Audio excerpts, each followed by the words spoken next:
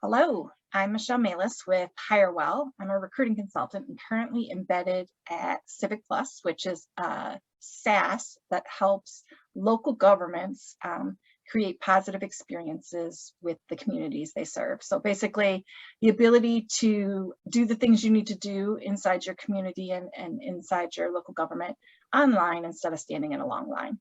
And I'm here with my coworker.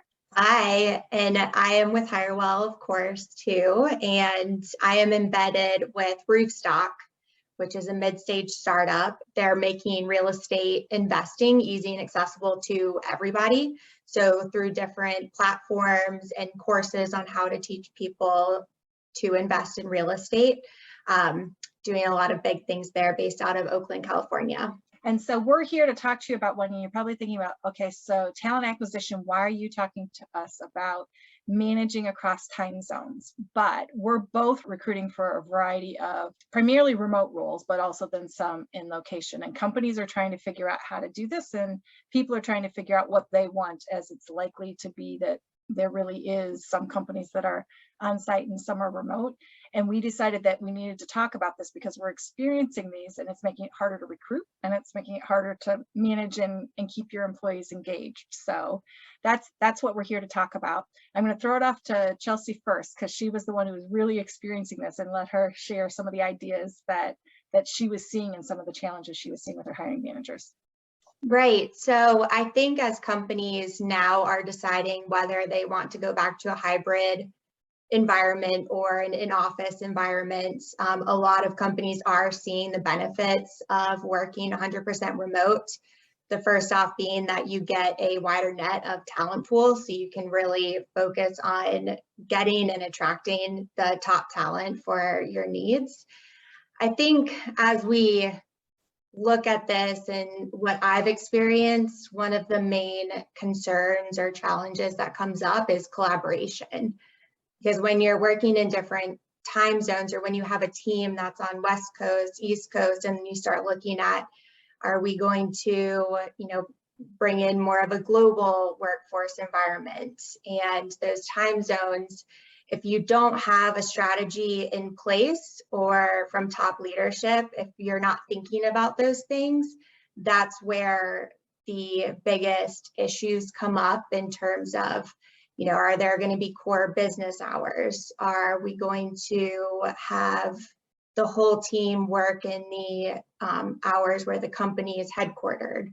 Or, those collaboration tools must be in place before you start, being open to that flexibility of having a team in different time zones, right? Are you seeing that too? Yeah, so I mean, and I think it was so funny because we've been talking about this topic for, I don't know, 3-4 weeks now. And we get this email yesterday from HireWell, which HireWell's gone fully remote, right? And we've hired 19 people this year across the country. And we get the email because we have a weekly meeting, and it's been set at 8:30 Central Time. And the president says, oh, by the way, we're going to move that back an hour because we've got enough people working on the West Coast now that 8:30 Central Time is 6:30 to them. So not really a core business hour, to have a company-wide meeting. And that's kind of like the little things that we're noticing, is that, it's great to think, oh, yes, I can hire people anywhere, but you really need to start thinking about what types of roles, and are you going to do it company-wide? Are you going to do it by teams? How is it going to get structured? What other types of challenges have you seen with it, Chelsea, outside of like, oh, you've got this company-wide meeting before you might normally get up, and certainly before you typically would start working? I run into experiences with scheduling interviews, and some of the leaders that I work with are across the globe, and then coordinating between Mountain Time and Pacific Time and Eastern, the different team members of leadership who need to be involved in the interview panel. And so I can only imagine, what that experience is like for teams if you have your daily stand-up, or, trying to figure out that aspect of it. And then I think another challenge that has come up is team building. How do you create that flow or that communication or that collaboration with team building when your team is in different core hours. Yeah. And so one of the things we've seen, so Civic Plus, where I work, is fully remote. We've got employees in 45 states at this point. But we are, and they have consistently said, we are focused on US based employees. Now, it doesn't mean that we don't have contractors, right? We do have two, sets of offshore engineers. So like there's little pockets where they have to deal with global time zones, but at least we're primarily dealing with Eastern through Pacific time zone, a 4-hour difference, but, manageable. I had a candidate who was talking to me, he took an offer with one of the bigs, one of the FANG companies. And he was like, I'm going to try and keep it under control. And then he reached out to me a year later, which is up early in February. And he was like, Michelle, it's just rough because, I have to talk to Indian, and means I need to get up at 2 a.m. to talk to the dev team there. And, I get DMs all through the night, like I'm getting pinged at, 10 and 11 o'clock at night.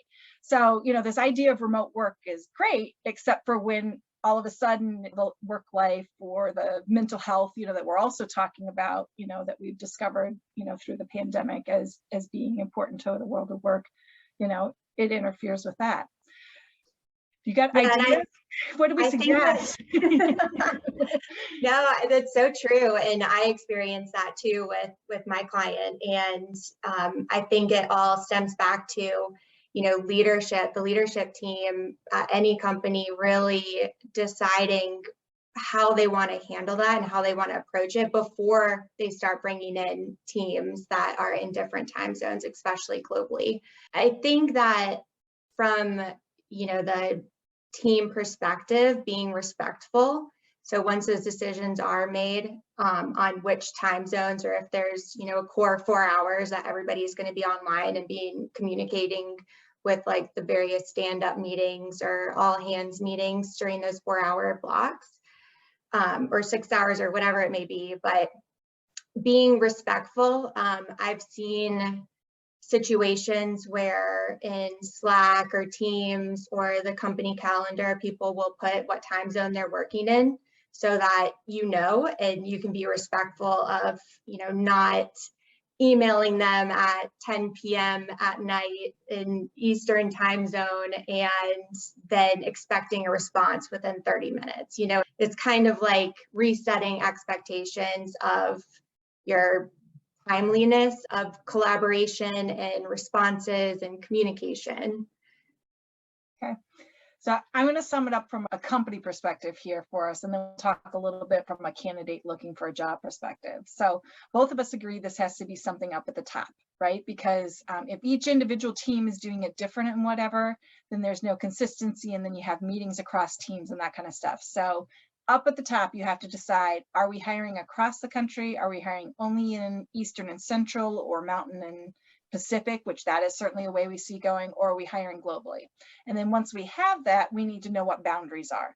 And the boundaries need to be set up at the top and said, hey, this is the core hours, and this is the responsiveness we're expecting outside of your core hours.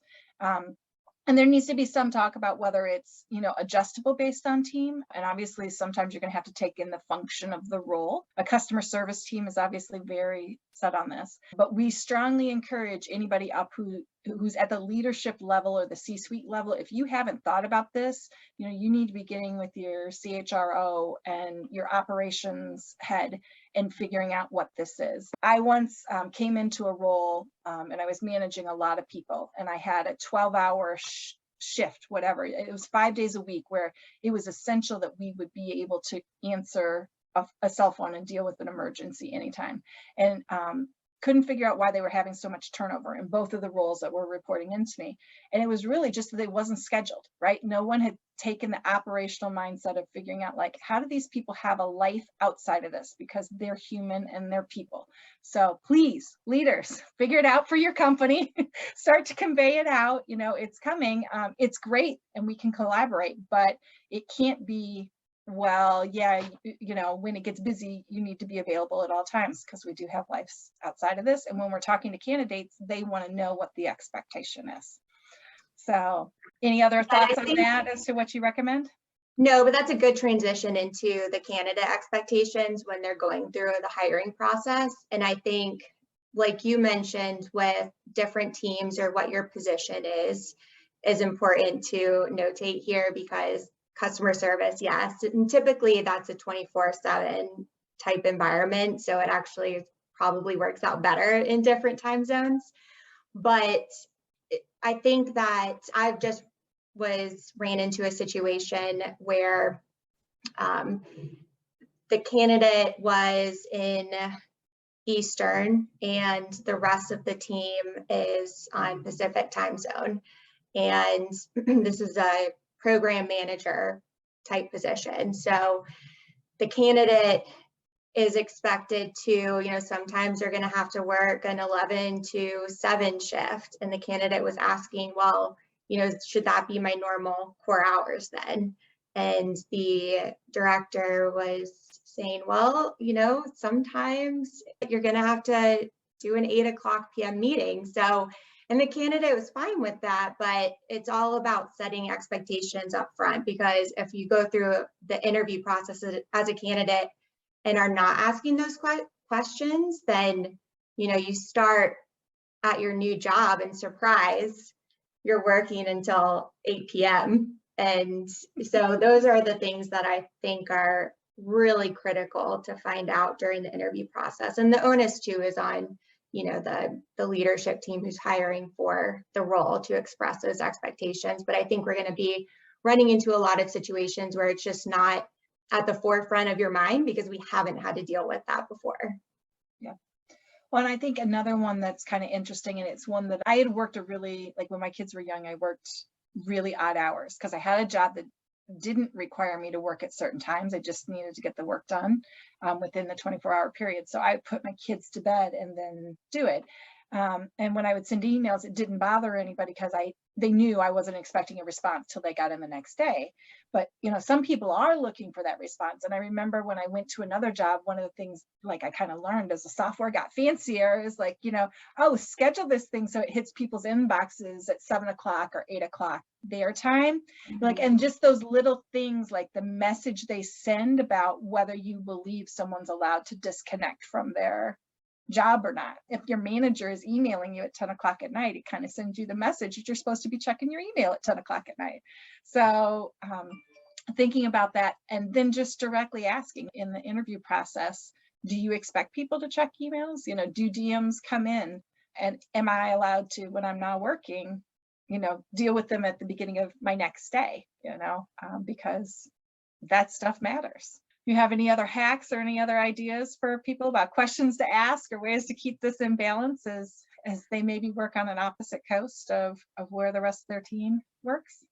No, I think that that technology is a blessing for this. And with the remote flexibility, it really works to a lot of people's benefit in regards to schedules. If there's the core hours, you can kind of create in certain circumstances, create your own schedule, work 2 hours here, work the core 4 hours, work 2 hours later. It gives people a lot of flexibility. So it's a huge perk being able to work remotely. I think companies having more education on creating a culture of remote and, creating these environments where people can meet and greet each other on the team virtually. Building that rapport, I think that again is just going to be one of the hurdles that companies are going to face and candidates are going to face as far as their experience. But yeah, that's the only other thing that I wanted to mention on that. Yeah. So leaders, make a plan, decide what your core hours are, or if it's all over the place, and know that if it's all over the place, it's probably going to create turnover and, lack of productivity. I mean, like burnout, all those kinds of things. If you have a plan, just communicate it, because then people know whether or not I'm working headquarter hours and I'm willing to adjust or I'm not. And let your recruiters and your HR people know that up front so that it can get communicated out and then it's consistent. And then be sure your managers are doing that, right? Because you got to not have one thing said at the top and managers behaving different ways. Candidates, maybe not your first question, your first interview. You can ask your talent acquisition person, but be sure you ask towards the end of the process so you really get a sense of what that team works like. Maybe consider being like me. I have 2 different cell phones. It's a pain, but it makes it so that all those notifications don't come to my personal phone when I'm at my kids' baseball team. Do those things that you need to be sure you can keep it separate if you're working with people across time zones, because it's a huge advantage, but also, it's got to be managed. So, Right, exactly. all right. Well, thank you guys all for joining us and hope you found this helpful. Thank you, everyone.